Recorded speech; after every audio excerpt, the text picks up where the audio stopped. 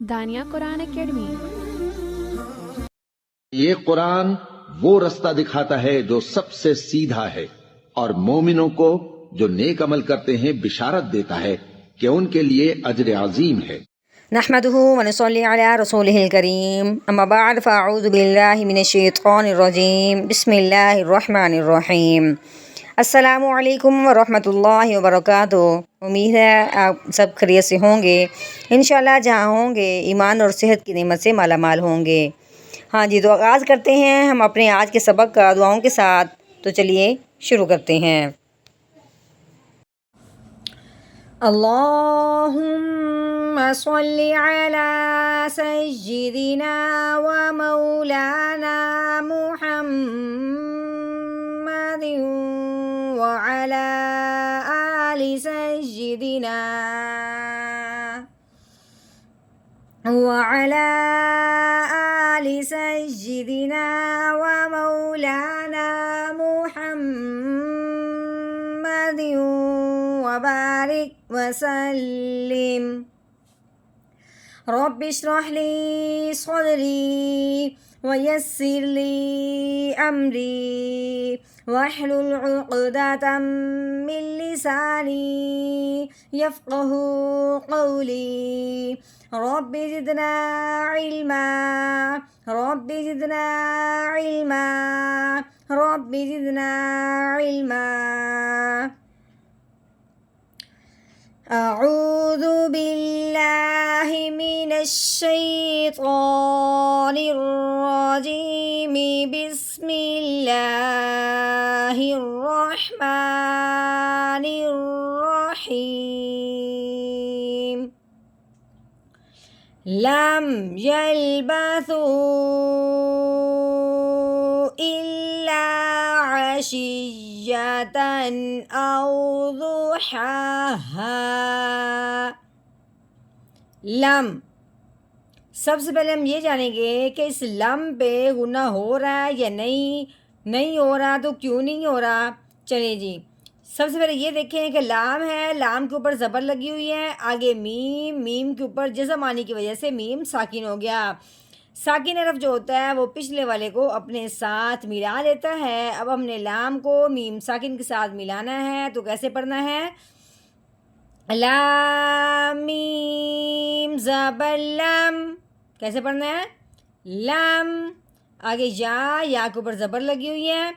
اب یہ دیکھنا ہے کہ یہ میم ہے، میم ساکن کے بعد اگر با آئے تو میم ساکن پہ غنہ کرتے ہیں، ٹھیک ہے۔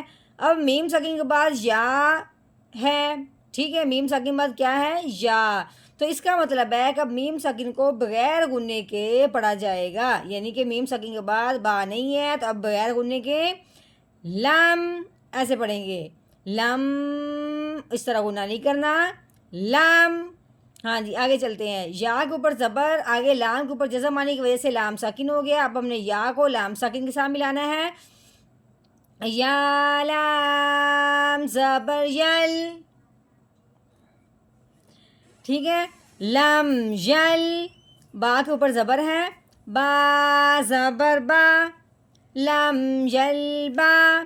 آگے ہے سا کے اوپر لگی ہوئی پیش، واؤ کے اوپر جزم آنے کی وجہ سے واؤ ساکن ہو گیا۔ اب ہم نے سا کو واؤ ساکن کے ساتھ ملا کے پڑھنا ہے، تو اس کو ایک الف کے برابر لمبا کریں گے۔ اس کے ساتھ ساتھ یہ سمجھیے کہ اس کے اوپر ماد لگی ہوئی ہے، ماد کے آنے کی وجہ سے اس واؤ ساکن کو اب ہم نے 3 الف کے برابر لمبا کرنا ہے۔ اس کے بعد آگے دیکھیں، آگے الف کے نیچے زیر آنے کی وجہ سے الف کیا بن گیا؟ حمزہ بن گیا۔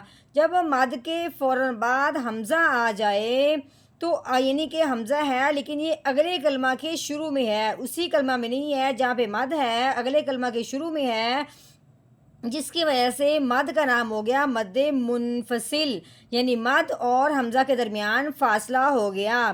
فاصلہ ہونے کی وجہ سے اس مد کا نام کیا ہو گیا؟ مد منفصل۔ اور مد منفصل جو ہوتا ہے وہ ہمیشہ 4 الف کے برابر اس کو لمبا کیا جاتا ہے۔ تو کیسے پڑھیں گے؟ سا واو مد پیش سو لم یلبثوا۔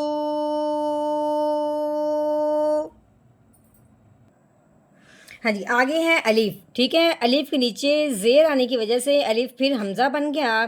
اس کے بعد آگے دیکھتے ہیں کہ یہ لام ہے، لام کے اوپر 3 دندوں والی شد لگی ہوئی ہے، جس کی وجہ سے ہم نے حمزہ کو اس لام مشدد کے ساتھ ملانا ہے، ٹھیک ہے۔ حمزہ لام زیر ال، لام کے اوپر زبر ہے، آگے کیا ہے الف، الف سے پہلے حرف پہ جب زبر آ جائے تو اس پہ الف پہ مد کا قاعدہ جاری ہوتا ہے، یعنی کہ لمبا ہونے کا۔ اب کیسے ہوگا؟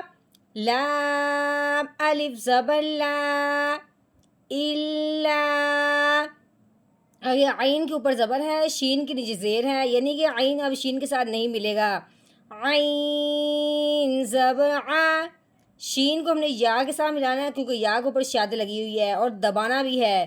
شین یا زیر شیج، عاشیج، یا زبر یا، عاشیجا، تا کے اوپر تنوین ہے، آگے الف کے اوپر زبر آنے کی وجہ سے الف حمزہ بن گیا۔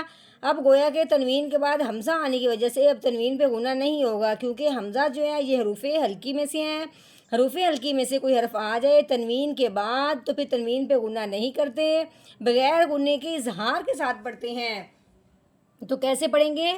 تا دو زبر تن، عشیتن، ہاں جی اب حمزہ کو اب ہم نے واؤ ساکن کے ساتھ ملانا ہے، کیونکہ واؤ کے اوپر جزم آنے کی وجہ سے واؤ ساکن ہو چکا ہے۔ اب واؤ ساکن سے پہلے حرف پہ جب زبر آ جائے تو اسے لین کہتے ہیں۔ اب یہاں پہ واؤ ساکن پہ لین کا قاعدہ جاری ہو رہا ہے، یعنی کہ نرمی سے پڑھنا ہے، کھینچتے ہوئے جھٹکا لگاتے ہوئے نہیں پڑھنا۔ حمزہ واؤ زبر او، آگے غود، زود کے اوپر پیش لگی ہوئی ہے، غود پیش رو، او رو، ہا، ہا کے اوپر کھڑی زبر ہے جس کی وجہ سے ہا کو ایک الف کے برابر لمبا کریں گے، ہا کھڑی زبر ہا، او رو ہا، آگے ہا موٹی ہا ہے حالانکہ گہرائی سے نکلنے والی، آگے اس کے آگے الف ہے، الف سے پہلے حرف جو ہا ہے اس کے اوپر زبر ہے، الف سے پہلے حرف پہ جب زبر آ جائے وہاں پہ مد کا قاعدہ جاری ہوتا ہے، ہا الف زبر ہا، او ذو ہا، ہا۔ اب آگے یہاں پہ وقف کی صورت میں آخر والے حرف کو ساکن کرتے ہیں، لیکن یہاں پہ جو الف ہے وہ ہے، جو الف ہوتا ہے وہ ہمیشہ ہوتا ہی ساکن ہے، تو وقف کی صورت میں جو آخر والے حرف کو ساکن کرنا تھا وہ پہلے ہی ساکن ہے، پھر اس کو ویسے کا ویسے ہی رہنے دیتے ہیں۔ کیسے پڑھیں گے؟ آگے وقف، اعوذ ہا، اعوذ ہا، لم یلبثوا الا عشیۃ او ضحیٰ،